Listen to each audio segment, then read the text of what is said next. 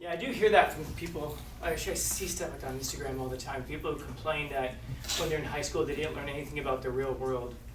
Like, I didn't learn how to do taxes. Yeah, you did. You just weren't paying attention when it was taught. Does anybody in here not know how to add, subtract, multiply, or divide?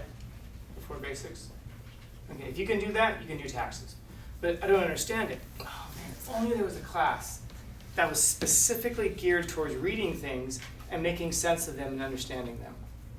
I'm going to start that class. I'm going to call it English Language Arts. Yeah. And we're going to do nothing in there except for read stuff and understand it.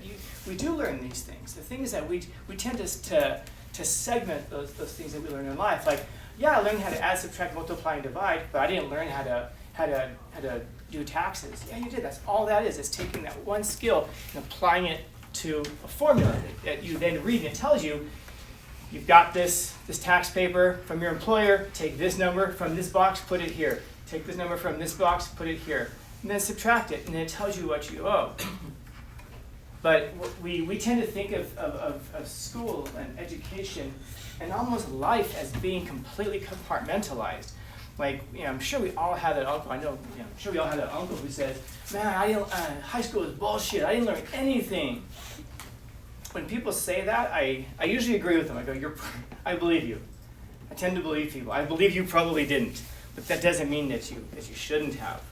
You're going to learn what it is that you practiced. If you learn how to do that basic math stuff, you should learn how to apply that to your actual life. And that's what I think it is that we miss. We don't see how it is that, like, algebra is going to apply to our lives. How does algebra apply to our lives? Certain jobs. Like what? What job uses algebra? Engineering. You use algebra? No. No? Yeah, I don't know. I have no idea when the fuck you'd ever use algebra. Well, But what algebra does do is it teaches you mathematical thinking. But beyond that, what do you do with it? I don't know.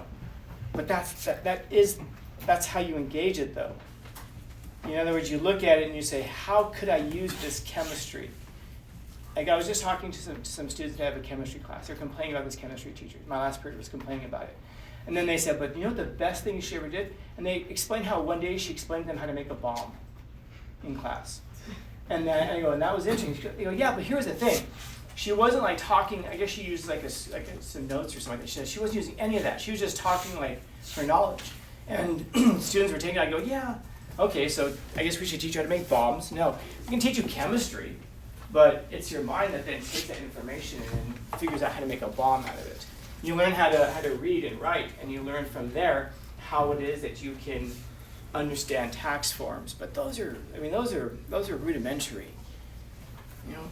The thing is that as we get older, we get caught up on this idea of responsibilities, and that responsibilities are bad things. But when you're a little kid, you have no responsibilities. All you do is play.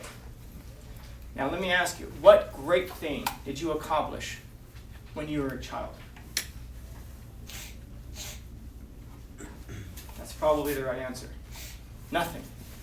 Because you don't accomplish anything outside of responsibilities. Responsibilities are the building blocks of things that you can accomplish in your life. You have, first off we say, well, you get older, you have all these responsibilities, like you have to pay rent. What does that therefore mean? It means you have a house. You have some place to live. It's your place. It's your this, it's your that. Yeah, but then you have a car payment. Yeah, what does that mean therefore? It means you have a car, which means you have freedom, which means you can leave your apartment with your money in your car and then go to eat whatever it is that you want to eat. But you don't have a lot of money yet. You build these things up like anything else in life. Everything is built up from the ground up. When you were a little kid in kindergarten, you learned your ABCs. Right now, you guys are studying philosophy and psychology and literature. That's advanced stuff, man. Don't sell yourself short. Understand that you're the most literate people who have ever existed in the history of the world. Hundreds of years ago, nobody understood the things that you're studying right now. This all would have been like for noblemen, rich people, and monarchs. And here you are sitting in a classroom in National City because you learned the ABCs basically. You now are studying things like Carl Jung. You're studying philosophy. You're studying things about like the nature of the soul, which is, by the way, the value of philosophy. Philosophy allows you to talk about things like the soul without sounding silly. Psychology allows you to talk about things like the mind and understand yourself and the world around you. It unlocks this ability to understand a world in which you live. Because that's one of the things that drives people crazy. They feel like they don't belong. And if you remember stuff from Socrates, you understand you don't belong. You're not here. You're a stranger in a strange land, probably. But that's because you understand reading. And then you build everything up from there. Mathematics, you start with addition, multiplication, subtraction. Then you learn algebra. Algebra teaches you mathematical thinking beyond that. Then you start to learn things like trigonometry, calculus. And when you understand those things, you understand the building blocks of the universe in which you live. That's how you make sense of the galaxy, the solar system, of the universe, the environment in which you live. Science teaches you about the elements among which you live and the very things that you're made up of. Or we can just say, this is bullshit, I didn't learn anything. Maybe, but you had the opportunity to get the keys to unlock an understanding of yourself and the world around you. And so often we're fixated on, but how is that going to get you money? It'll get you money. Don't worry about money. Money will take care of it. Money's a mathematical problem, like addition, subtraction, multiplication, division. It will happen. But nothing great comes without the basics. Just like nothing great in your life happens without the fulfillment of responsibility. You have responsibility, and that's not a bad thing. You accomplish things. You have to pay rent, have a responsibility for rent, and then you find a way to accomplish that. And you accomplish it by getting a job. And then when you're at work, you accomplish things at your work. You learn things at your work. You make connections if you're doing it right. You learn skill sets, which just like learning the alphabet in kindergarten is going to propel you further in life. Because you develop a skill set at a school that you weren't excited about being at, maybe. Or you learn a skill set at a job you're maybe not excited about being at, but that's what propels you forward to do something else, but to take the things that you learn. So it's not a waste. But everything on us has responsibility, and we know that. Like I said earlier, how many of us sit there and say, man, I'm so glad that my mom, my dad, whatever, is absent and doesn't fulfill their responsibilities and is drunk on the couch all the time, because we understand that that part of responsibilities is giving up and sacrificing part of the things that we say that we want. But I think what you're going to find is that the things that we say we want are very oftentimes the things that we shouldn't be pursuing in the first place. We pursue things because it makes us feel good. But yet if feeling good was the object of life, then we would do nothing except for lay around drunk and high all the time. And I know there are people who hear that and go, yeah, that's what we should do. Would you want that out of your parents? Would you want that out of your best friends? Would you want, if not, then why on earth would you want it about yourself?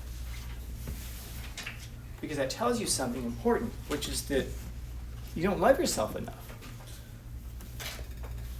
If you wouldn't want those things for the people you love, but you want them for yourself, it tells you that you don't love yourself enough. And I don't mean like this. I don't mean this like in an Instagram way. Like you have to love yourself. We have to know what love is. If I were to ask you, what is love? It's a song. What else? It's a feeling you have. No, loving is to desire and seek the well-being or the flourishing of another. To love a person is to desire their well-being and to seek their well-being and their flourishing. You want the best for them. Not because of what it brings you, but it's altruistic because they're entirely in that direction.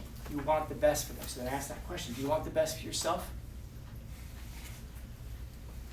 If you don't want the best for yourself, and if you're not seeking the best for yourself, then that tells you that you're missing something really important, which is a sense of self-love. And if you don't love yourself enough, you're going to find ways to try to avoid yourself.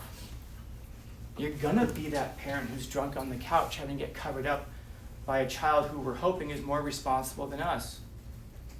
You're going to do the things that actually destroy your life because you're going to hate your life so much that even at an unconscious level, if you remember Jung, you're going to do things at an unconscious level that destroy you because you want that life to end because you hate it so much. Why wouldn't you? if you don't actually do anything with it. Accomplishing things, that's responsibilities. It's overcoming things, that's responsibility. What I'm saying is that the meaning and the purpose of your life is probably going to be found on the other side of responsibilities. If the meaning and the purpose of your life was to be found in comfort, you would have already found the meaning and the purpose of your life in your warm bed. Anybody been laying in your warm bed saying, I'm so comfortable, and I found the meaning of life? Then if you haven't found it yet, here's a good suggestion. The meaning and the purpose of your life is not going to be found in a warm bed. Otherwise, you would have found it by now. So maybe pursuing the things that we haven't yet explored. And those are going to be the things that you find on the other side of responsibility. So when we sit there and think about, man, when I was a child, I didn't have to worry about anything. Yeah, but you didn't do anything either. You didn't accomplish anything. And how many of us would sit there and say, like, a child has fulfilled the meaning and the purpose of life? There's nothing wrong with being a child when you're a child. As you grow older, though, you put away the childish things. You can see through the glass more clearly. It isn't as dark. It isn't as amber. You can see through that hourglass of your life more clearly. Unfortunately, that means that more of the sand has fallen out of it, which means you need to get at it. You need to get after it because the time is running short. There is no downtime. There is no leisure time. There is no hobby time. There is no fun time. There's no work time. There's only lifetime. And the more that you can understand that, the more you can gear yourself towards the things that you love. Hopefully towards yourself, because you love yourself enough that you seek your own well-being. The things that lead to your flourishing. The things that actually self-fulfill you to the point that you don't have time for other things. You're too busy living. And when you find those things that you love, you're going to wear yourself out doing it. You're going to be tired, not in a bad way though. You aren't going to be tired building somebody else's dream. You're going to be tired because you're so wrapped up in pursuing your own life. And that might mean raising a family, if that's going to be the meaning and the purpose of your life. That might mean accomplishing something great. Maybe you're the one who takes us to Pluto, which is still a planet, I will argue. But there's nothing wrong with being a child. You just have to put away the childish things eventually. There's nothing wrong with being in high school.